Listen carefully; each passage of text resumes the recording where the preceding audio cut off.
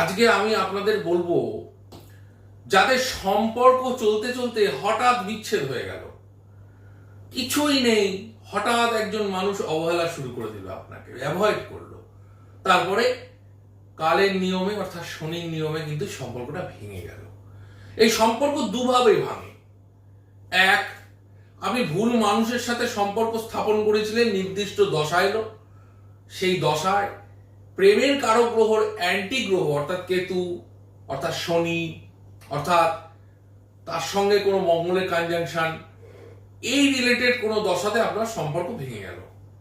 যদি শুক্রর সাথে সেই গ্রহগুলো দশা চলে, পঞ্চমপতির সাথে কেতু শুক্র দশা চলে, তাহলে কিন্তু প্রেম ভেঙে যায়। কিন্তু আর একটা জিনিস হয়, সেটা হচ্ছে বিদ্বেষণ ক্রিয়া। বিদ্বেষণ ক্রিয়াটা কিরকম? বিদ্বেষণ ক্রিয়া আমরা বহু ক্ষেত্রেই দেখেছি, এটা তন্ত্রের একটা খারাপ ক্রিয়া, এটাকে অভিচার ক্রিয়ার মধ্যে ধরা হয়।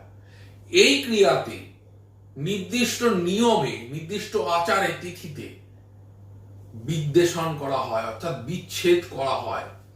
অর্থাৎ আপনার যার সাথে সম্পর্কটা ভেঙে গেল, আপনি সামনে থেকে দেখলেন সেটা খুব সহজে ভাঙছে, তার পেছনে একটা বিদ্বেষণ ক্রিয়া করা হলো, খুব খারাপ প্রয়োগ। এবং বিদ্বেষণ ক্রিয়া দ্বারা যদি কারোর সম্পর্ক ভেঙে দেওয়া যায়, সে সম্পর্ক কিন্তু ন্যাচারালি আর কখনোই জোড়া লাগে না। তাই আপনার সম্পর্ক বিদ্বেষণের কারণে ভাঙেনি তো? যদি এই সন্দেহ জেগে থাকে, তাহলে অভিজ্ঞ কোনো ভালো জ্যোতিষীর পরামর্শ নিন।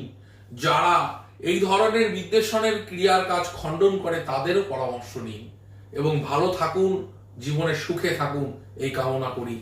নমস্কার।